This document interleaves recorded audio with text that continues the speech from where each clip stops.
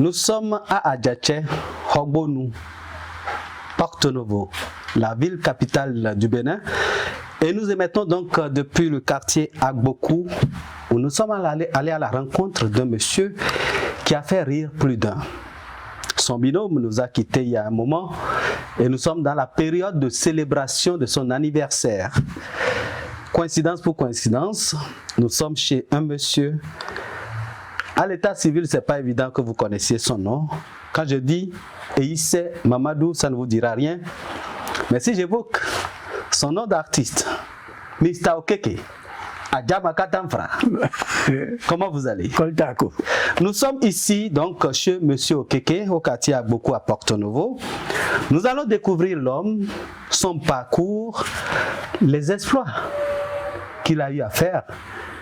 Nous étions dans les années 70 lorsque naissant, quelque part donc à Porto-Novo, la capitale, une troupe théâtrale qui a marqué l'histoire du théâtre béninois. Et jusqu'aujourd'hui, l'homme n'a pas changé parce que depuis mon arrivée ici à Porto-Novo, il m'a déjà volé plusieurs rires, plusieurs séquences de rires pour montrer que Okeke demeure toujours le Okeke qu'on a connu depuis ce temps. Monsieur Okeke, bonjour. Bonjour, cette fois. Et merci de nous recevoir dans votre palais. Il n'y a pas de problème, il n'y a pas à remercier. Voilà. On se rappelle, hein, Okeke, lorsqu'on dit Okeke, c'est qui? Il est né où? Comment a-t-il grandi? Et comment l'histoire a progressé jusqu'à ce que vous rencontriez à Dion? Merci. Avant qu'on ne me nomme Mr. Okeke, je portais un nom divin qui est Mamoudou Akambi Aniforoché. C'est mon père, mon grand-père qui est Eïsse. Et mon père est Mustapha Printemps. Donc voilà comment je peux d'abord dire de ma naissance, avant que je ne sois un artiste. Mais avant d'être artiste, j'étais un footballeur de haut niveau. Mais avant d'aller au football, vous êtes né où, quand et quand est-ce que vous êtes allé à l'école, jusqu'à quel niveau? On veut connaître cette partie. Bon, vous savez, j'ai commencé l'école de bas âge à l'école urbaine centre de Porto-Novo, qu'on appelle Kolaiki. Et je crois que c'est à l'âge de, vous savez, à notre temps, pour qu'un enfant soit à l'école, il faut qu'il ait 7 ans ou bien 8 ans. Et si tu arrives parfois même à l'école, avant que les maîtres vous acceptent, tu dois d'abord faire passer sur la tête la main pour atteindre la deuxième oreille. Et c'est ça qui fait que les gens acceptent les gens à l'école dans le temps là. Bien sûr. Et j'ai commencé depuis tout petit, quelque chose en 1954, 55, quelque chose de ce genre-là. Donc voilà comment j'ai pu atteindre. Et j'ai continué jusqu'où, après le CEP, bon, j'ai pu suivre au lycée, comment on appelle ça, au lycée de la Fosse à Dakar. J'ai suivi le cours de comment on appelle ça, de la comptabilité. Et après, à une certaine limite, bon, je me suis arrêté pour maintenant rentrer dans la vie publique. Et c'est de la vie publique que vraiment j'ai commencé par le football. À Dakar là-bas? Non, pas à Dakar. Vous êtes revenu? Je suis revenu. Vous êtes revenu à Porto-Novo? Je suis revenu à Porto-Novo où j'ai commencé par jouer au football. Mais avant que je ne joue au football, j'ai commencé le football à l'école urbaine centre de Porto-Novo, qu'on appelle Kolaiki. Depuis que vous étiez petit? Voilà, quand j'étais petit. Quand j'étais petit, vous connaissez ce talent de footballeur? Tout à fait. Parce que dans l'école, on faisait des matchs interclasses, inter-écoles. Dans l'équipe là, c'est dans cette équipe là que j'ai occupé le poste du capitaine de l'équipe. Bon, maintenant évoluant dans la vie publique, et j'ai intégré l'équipe du quartier qu'on appelle Stanfas Sanfas Club. Après, maintenant, dans laquelle je suis encore capitaine. Maintenant, mon jeu évoluait où les gens m'ont détecté. Et il y a une équipe qu'on appelle Jeunesse et Sport. Jeunesse et Sport, là, elle est de la Ligue de l'AOF. Donc, la jeunesse, là, m'a accepté. J'ai intégré l'équipe de la Ligue de l'AOF. Mon football évoluait où maintenant, il y a l'équipe fédérale de l'AOF qui m'a détecté et il m'a pris dans l'équipe là qu'on appelle Asso Kotato. C'est une équipe fédérale de haut niveau. J'ai intégré ceci, dans laquelle je suis encore capitaine. Voilà. Maintenant, mon jeu évoluait d'une manière progressiste où l'équipe nationale du Dahomey m'a détecté et il m'a fait intégrer dans l'équipe nationale du Dahomey en 1960, saison 60-61. C'est comme ça que j'ai intégré, dans laquelle également j'ai évolué pendant 10 ans, de 61 à 70, où j'ai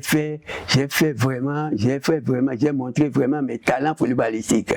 Et c'est dans ce football-là, ma manière de jouer, de faire tout ce que j'ai acquis le nom Modina, le dribbleur sur la montagne. Voilà comment, sur le plan footballistique, en un résumé que je peux faire, sinon je ne peux pas rentrer dans les détails. Voilà comment j'ai intégré le football jusqu'à un haut niveau. Vous avez été professionnel béninois de football. Et c'est dedans maintenant, mon football évoluait jusqu'au où même, et à l'État qui m'a envoyé, à l'INS des sports de Paris, où j'ai fait la formation et j'ai obtenu le diplôme de qualifié de football,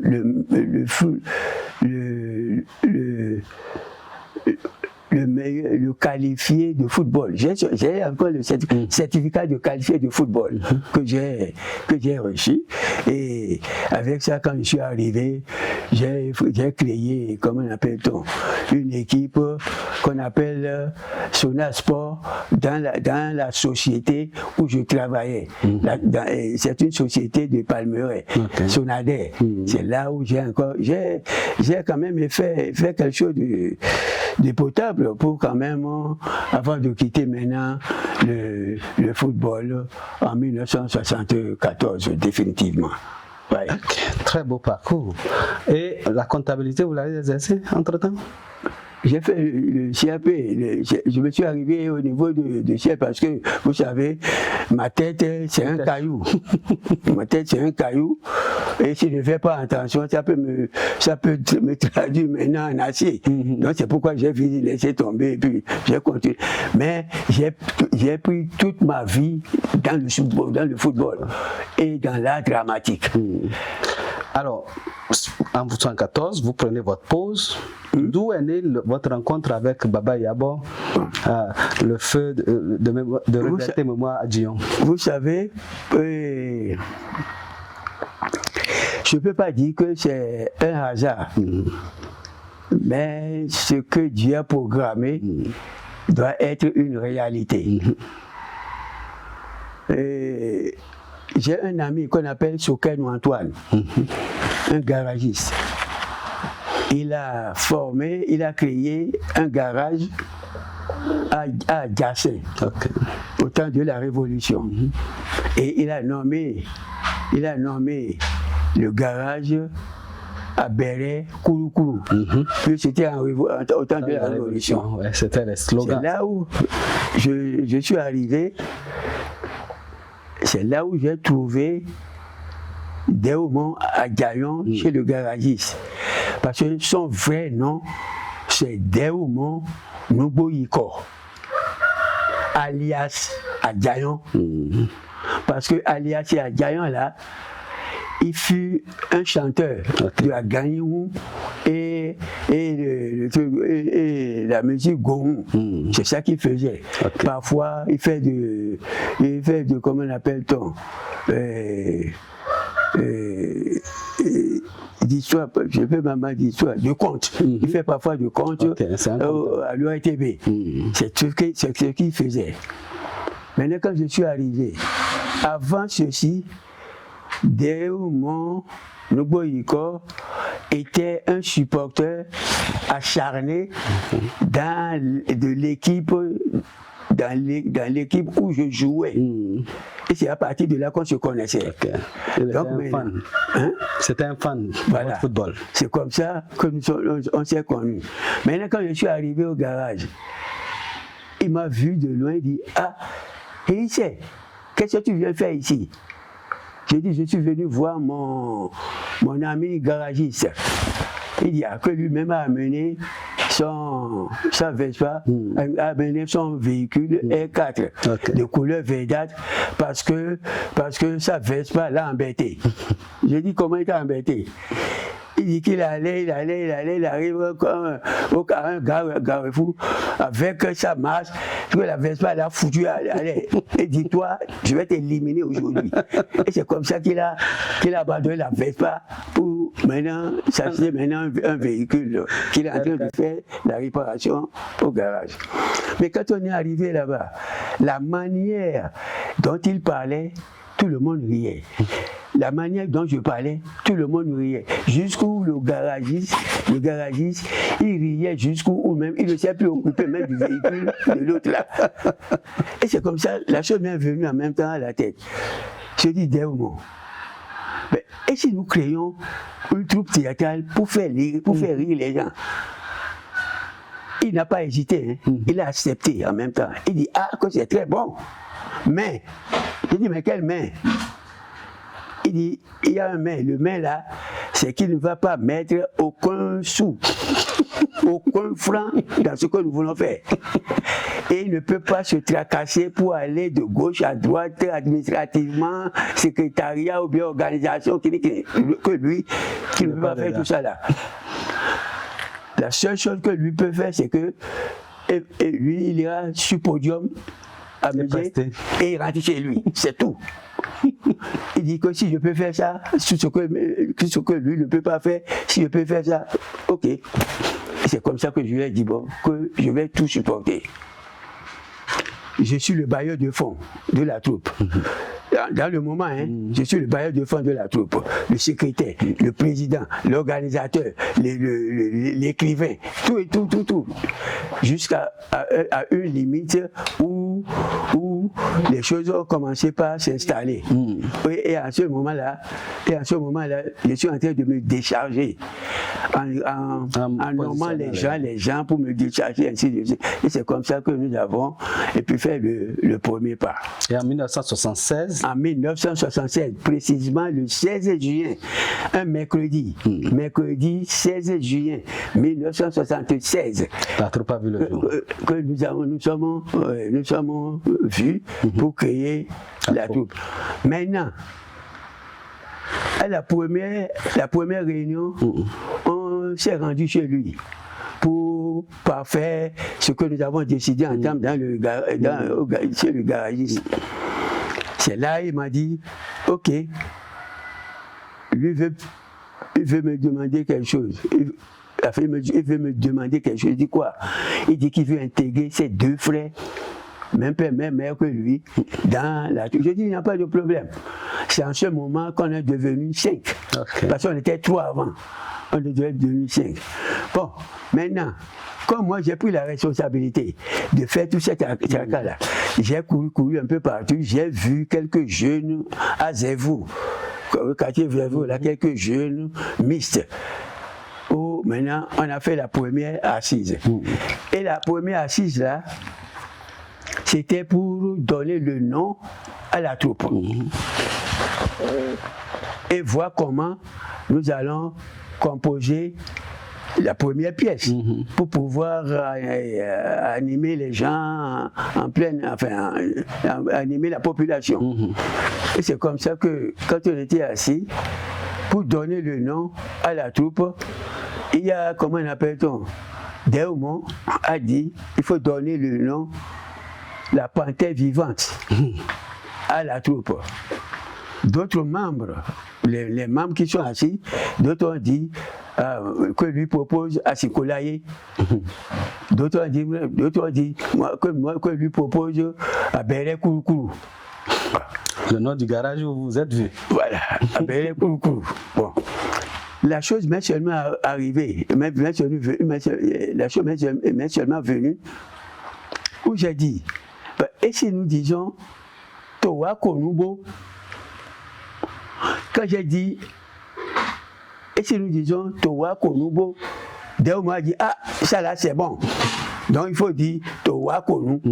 Et c'est comme ça que nous avons donné le nom à la troupe Towa Konou, qui signifie peuple vient égayer.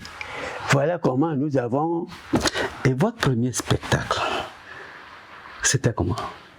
Non, avant que nous fassions le spectacle, on a créé, on a composé une pièce qu'on appelle l'ami cordon. Quand on camp de Gomé, l'ami cordon, quand on camp de Gomé, aurait d'aller, puisque nous avons deux langues principales ici à Porto-Novo. Bien sûr. Donc voilà comment nous avons donné le nom là à cette pièce. Et c'est la seule pièce là que nous travaillons un peu partout, qui faisait fureur un peu partout, jusqu'où on a essayé maintenant de créer des pièces, jusqu'à 48 pièces. Et avec ces 48 pièces-là, nous avons fait de vivant de Baba Yabo de 1976 à 1985, plus précisément le 1er février 1985, nous avons effectué 1872 spectacles, dont 48 à l'extérieur. Togo, Côte d'Ivoire, Nigeria, Gabon. Donc avec ces 48 pièces-là que nous avons fait cela. Après sa mort, on a continué jusqu'où nous avons fait même jusqu'à ce jour 1902 spectacles. Voilà comment nous avons pu évoluer jusqu'où nous sommes arrivés, où nous sommes aujourd'hui. Alors, je parlais de la première pièce. La première pièce. Comment ça a été accueilli par le public? Non, vous devez savoir, si vous acceptez quelqu'un, vous devez accepter toutes ses œuvres. C'est exactement comme ça. On vous a oublié votre carrière de footballeur. On a oublié à Baba Yabo sa carrière de chanteur. Oui, tout à fait. Et c'est le théâtre. C'est le théâtre qui a propulsé Baba Yabo, qui a profité d'Euma Agayon via Baba Yabo. Et qui a propulsé au Kéké footballeur via qui a propulsé Modina via au Kéké. Donc c'est la dramatique qui nous a propulsé. Alors les femmes avec qui vous jouez là, les femmes là, elles étaient des femmes, comment vous les avez amenées dans la troupe? Bon, vous savez, je peux vous dire que la troupe Towa Konou est une troupe familiale. Parce que nos cousins, nos plus proches, nos femmes, nos enfants, tous sont dans la troupe. Jusqu'où même on n'a même plus besoin de se tracasser. Parce que la femme de Baba Yabo qui est dans la troupe et qui a joué même le rôle de Yabo. Et moi, ma femme a joué le rôle Yabo. Et moi, j'ai joué au Kéké. Et comment on appelle-t-on Déouma Djayon a joué le rôle de Baba Yabo. Et comment ces noms-là ont été attribués. Maintenant, au moment où nous voulons, au moment où on a invité Baba Salah du Nigeria, pour venir jouer avec nous ici, en 1981. Un autre phénomène. Hein? Il est arrivé ici. Et ensuite, nous également, on a été là-bas jouer avec lui. c'est de son retour que nous avons créé une pièce fétiche qu'on appelle à Rotono. Le débuteur inchevable, Onigbese Karakou. C'est à partir de cette pièce-là que nous avons essayé de donner le nom à tout un chacun. Et comment? Quand on a créé la pièce, il faudrait d'abord donner le nom à Deuma Adjayon. Les membres ont dit de donner le nom de Baba Salah du Nigeria à Deuma Adjayon. J'ai dit non. Parce que si nous prenons son nom, il peut porter plainte contre nous. Bien sûr. Bon. Je ne sais pas comment ça. Il y a des choses qui m'inspirent comment dans le. C'est comme ça que j'ai dit. Mais nous avons un nom populaire qui circule un peu. Donnons-lui le nom Baba Yabo. Et c'est comme ça que le Baba Yabo vient coller à la peau. Bon, ensuite maintenant. Et ils m'ont dit, bon, j'ai dit automatiquement, comme il y a la mère que nous devons intégrer, donnons le nom de Yabo et donnons Yabo à l'enfant que nous voulons donner. Et c'est comme ça que... Ça fait 3 acteurs déjà qui ont eu leur nom. Et c'est comme ça que nous avons, avec un nom là, réparti le nom à tous et chacun. Mais s'agissant de Okeke maintenant, comment donner le nom? Il y a un membre également qui dit, bon, est-ce qu'on ne peut pas donner le nom de Nkondo? Alors que Nkondo en question là, c'est un artiste principal de Baba Salah. Ah, d'accord. Et j'ai dit, mais nous avons refusé Baba Salah. vous me posez encore la pression pour... Mais ils vont porter contre nous. Et c'est comme ça que la chose m'est encore venue. Parce qu'il y a des choses qui m'inspirent. J'ai dit non, appelez-moi Okeke.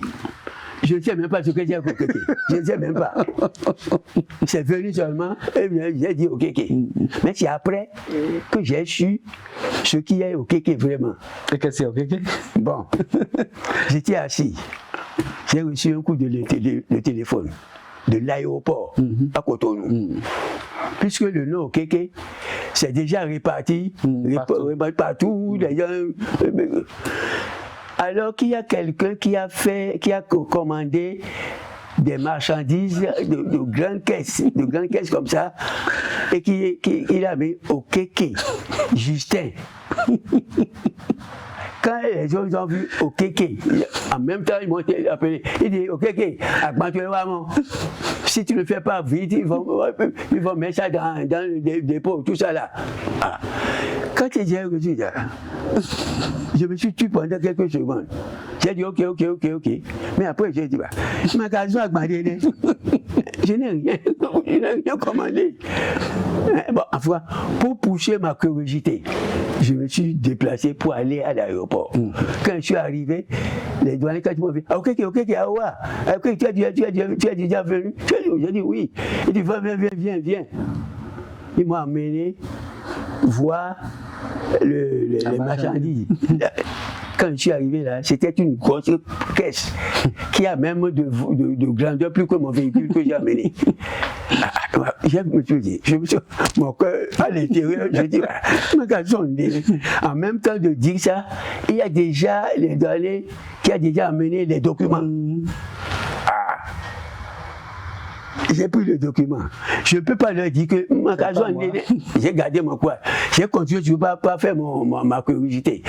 J'ai amené tous les documents chez moi à Port-Novo. En fouillant, j'ai vu le numéro de téléphone. J'ai dit, ça c'est bon. J'ai appelé le numéro de téléphone en disant, bonjour, s'il vous plaît, est-ce que c'est vous, monsieur Okeke Justin? Il dit oui, que c'est moi, Okeke. J'ai dit, j'ai un document qui est arrivé de l'Europe. Il dit, oui. Tout comme si ce dernier espérait déjà sa marchandise. Il dit oui. Je dis, bon, s'il en est oui, venez à Porto-Novo, je vous indique chez moi. C'est comme ça que ce dernier est arrivé à Porto-Novo. On est en train de discuter, mais quand je lui ai remis le document, il est presque agenouillé pour me remercier. Il ne même pas me poser la question comment vous avez d'où j'ai trouvé ce document-là. C'est en discutant avec lui, vous savez, notre langue ici, la langue française, est totalement différente à la langue anglaise. C'est à partir de là que j'ai su que c'était un Ibo. Ok. Donc c'est un Ibo qui est au Kéké. C'est une famille qui est au Kéké. C'est comme ça que j'ai su le sens de Okeke. Voilà comment je peux vous dire. Okeke veut dire quoi? Veut dire un nom propre. D'accord, c'est un nom de famille. C'est un nom de famille. Et vous l'avez aidé à sortir? Oui, non. Moi, je lui ai remis le document et c'est tout. Rien ne me, voilà. plus rien ne me regarde. Mais il est resté sous votre ombre certainement pour sortir sa marchandise.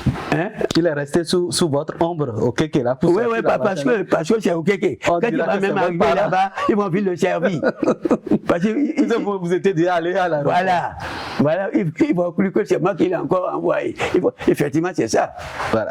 Alors, entre-temps, vous avez fait vraiment beaucoup de parcours, le Bénin, le Gabon, la Côte d'Ivoire, le Niger, le Nigeria. Et un matin, votre meilleur ami s'en va. Comment vous avez accueilli cette nouvelle? Vous savez, je ne peux pas dire que dès au mariage, je ne peux pas dire qu'il est mon ami. C'est un frère du sang. Et je vous dirai pourquoi il est un frère du sang. Et ce n'est pas ses attitudes. Et c'est sa manière de faire vis-à-vis de moi qui a fait la réussite de la troupe Torah Konu. Il est mon grand frère. Il a plus de 15 ans au-dessus de moi. Oui. Mais il s'est mis au même pied d'égalité que moi. Ça dit qu'il est grand frère. Ça dit qu'il est supérieur. Au même pied d'égalité que moi. Quand j'arrive de dehors, il est dans le salon, je peux sauter de là-bas et tomber sur lui. C'est une fraternité très forte. Même il arrive, je suis à côté de lui, je lui donne un coup. Tu vois. Donc avec ces choses-là, il a déjà simplifié tout.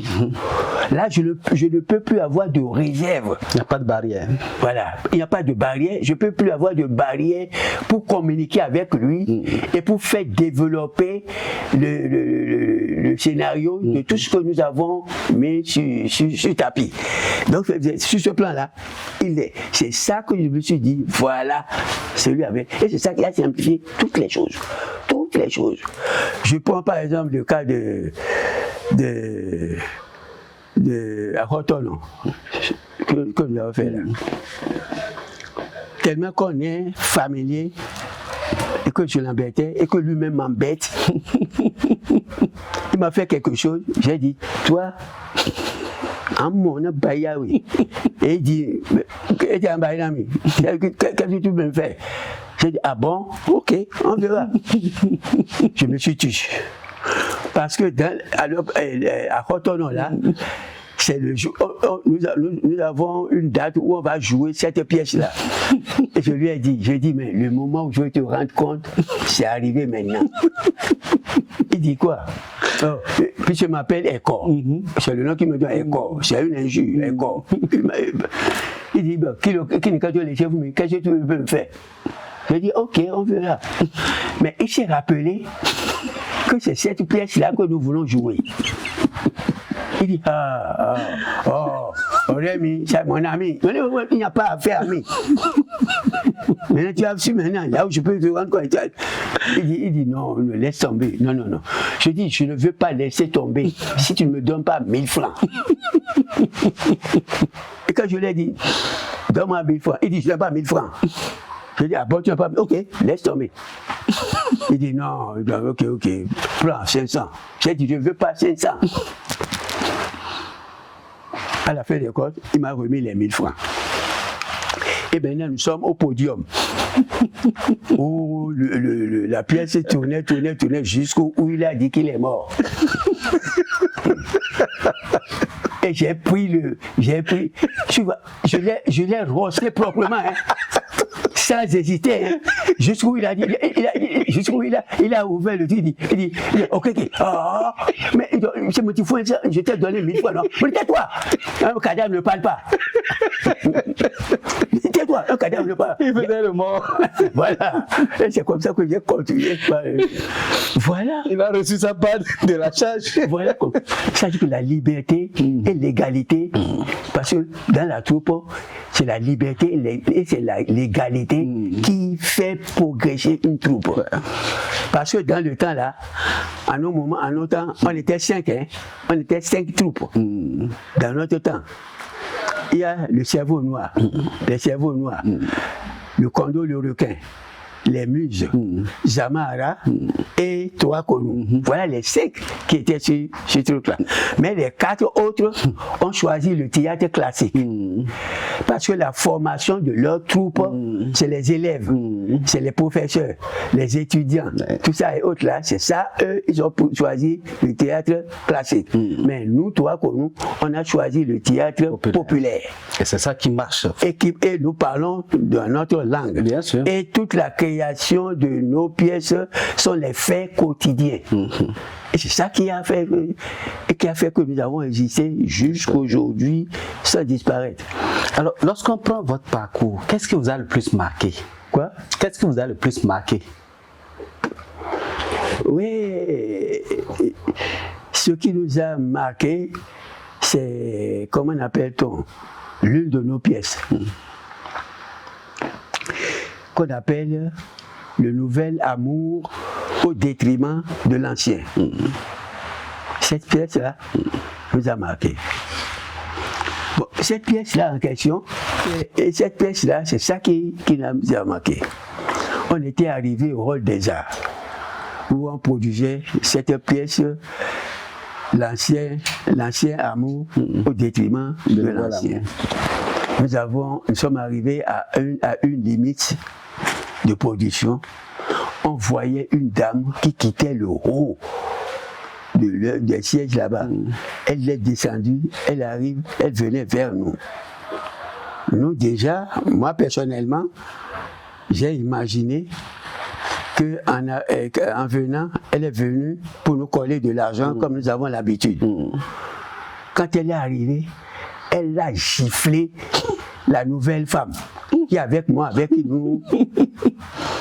Et l'artiste, la nouvelle femme, a voulu réagir. Je l'ai bloqué. J'ai dit, il faut prier Dieu qu'elle n'est pas arrivée avec un couteau. C'est ça. Elle peut te dire, elle peut te poignarder. Bien sûr. Et après, maintenant, elle dit non. C'est comme ça que je l'ai. Et c'est à ce moment que la dame là s'est retrouvée pour dire qu'elle est en erreur. Puisqu'elle est en train, pour ce que elle a fait, elle s'est retrouvée dans ce qu'elle subit à la maison. Elle a commencé par pleurer, pas s'excuser. Et les spectateurs criaient pour la déchirer en quelque sorte. Hein. Et j'ai dit à la dame, j'ai appelé un membre, amenez-moi la chaise, assois-toi à côté de moi ici, jusqu'où on va finir le théâtre. Donc elle est assise. On a fini le théâtre, elle a voulu pas lui dire, tu ne bouges pas, laisse les gens partir. D'abord. Sinon, ils vont te faire du mal. Maintenant, on l'a fait rentrer dans notre véhicule. Et on l'a mené jusqu'à son portail. Elle a tapé, ils ont ouvert le portail, elle est rentrée avant que nous partions. Voilà une pièce qui veut dire que nos pièces, c'est une manière typique. On prend dans la vérité pour faire une pièce de vérité. C'est pourquoi vraiment aucune de nos pièces, même si on fait sortir nos pièces de 45 ans, maintenant, les gens vont croire que c'est aujourd'hui qu'on est en train de faire ça. C'est notre manière de faire ça. Ouais. Alors, aujourd'hui, vous célébrez l'anniversaire du départ de Baba Yabo. Qu'est-ce que vous avez fait dans ce cadre-là? Vous savez, on ne peut rien faire que ce que nous avons fait. Parce que pourquoi? Pendant son enterrement, son corps a été exposé à la maison des jeunes, à la place Bayol. Mais sur sa dépouille mortelle, moi, avec les membres de Toa Konou, nous avons joué sur sa dépouille mortelle, que tant que Okeke vit et que les membres avec Okeke vivent, toi, Baba Yabo, tu ne mourras jamais. Donc, ce geste-là, c'est déjà une promesse. Parce que la promesse est une dette.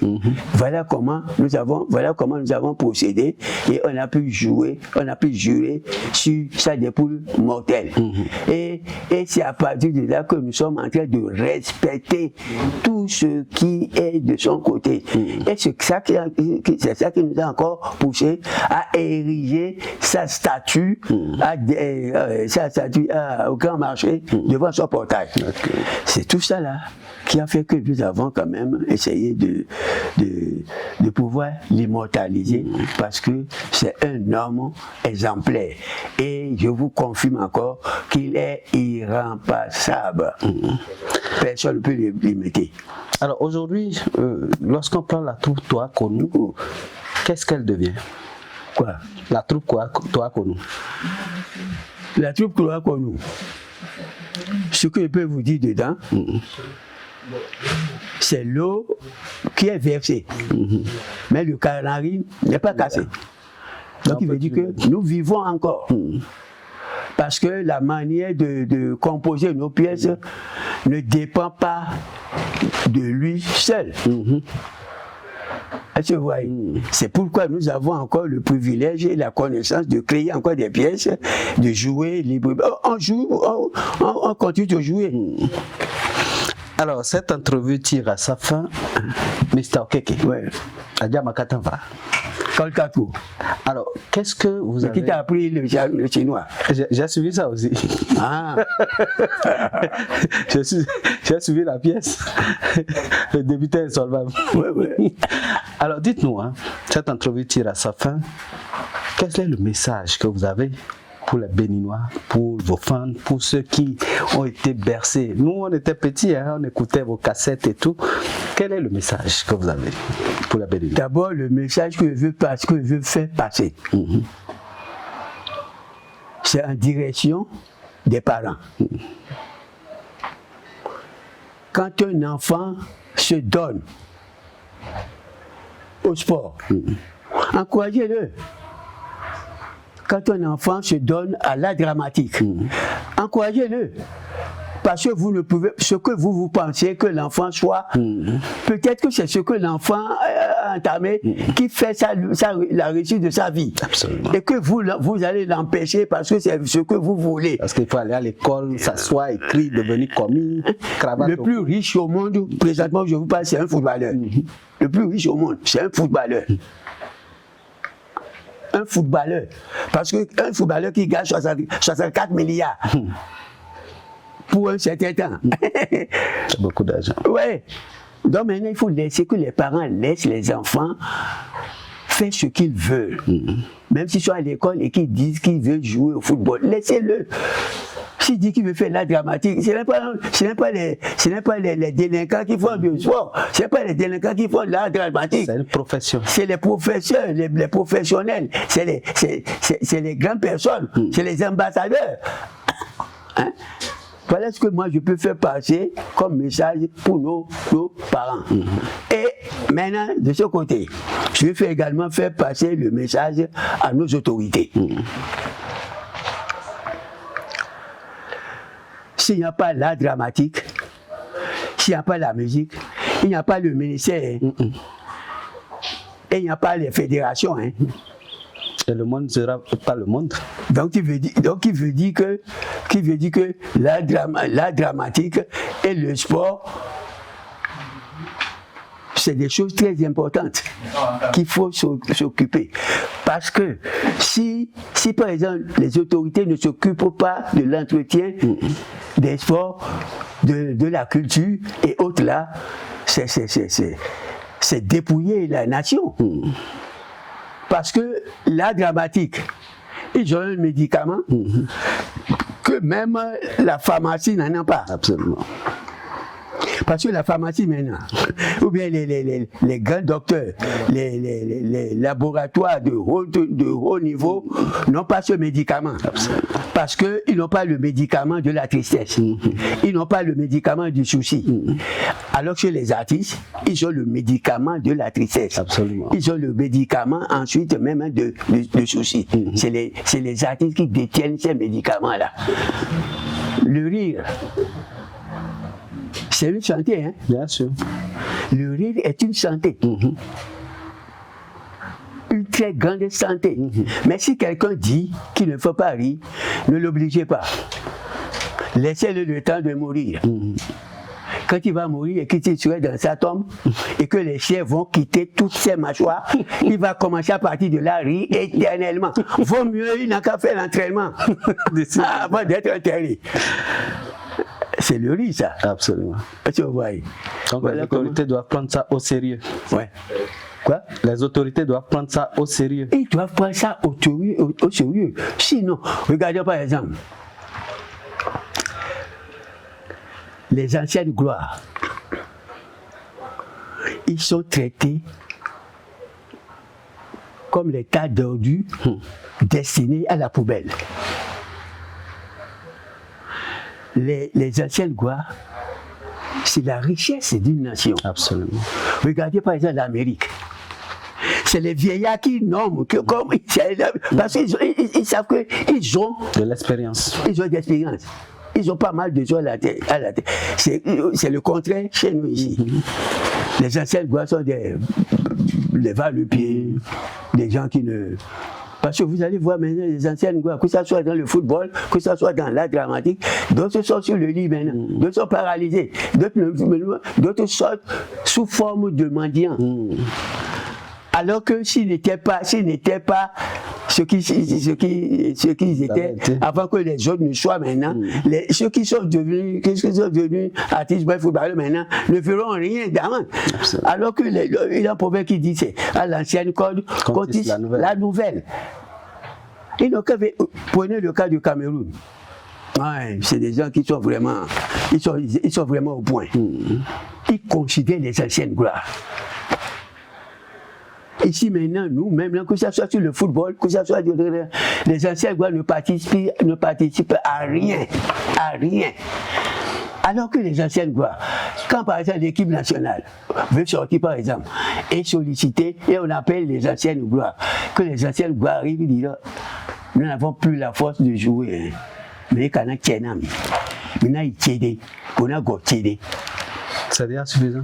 Ce mot-là, ce n'est pas au marché d'Antopa qu'on achète. Hein. C'est chez les anciennes gloires. La bénédiction, là, c'est chez les anciennes gloires. Et c'est pourquoi je vous dis, il faut faire beaucoup attention.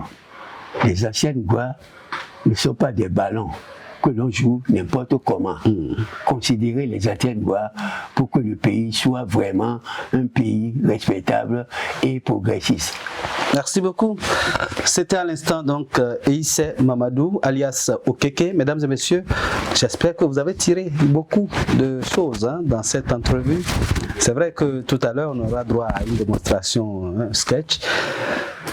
Merci à chacun et à tous de rester Speedline. C'était Icône avec Monsieur Okeke, Mr. Okeke, voilà, et qui a marqué toute une génération depuis 1976 et même avant, côté football et tout le reste.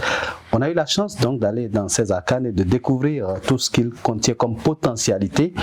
Et nous allons dire à nos autorités de jeter un coup d'œil, un clin d'œil aux anciennes gloires. On peut encore les exploiter, tirer beaucoup de leurs expériences pour faire du Bénin un pays prospère. Merci à chacun et à tous et merci à vous, Mr. Okeke. C'est à moi de vous remercier. Et merci donc à vous, téléspectateurs, pour votre fidélité à Speedline TV. Restez scotchés car le meilleur reste à venir.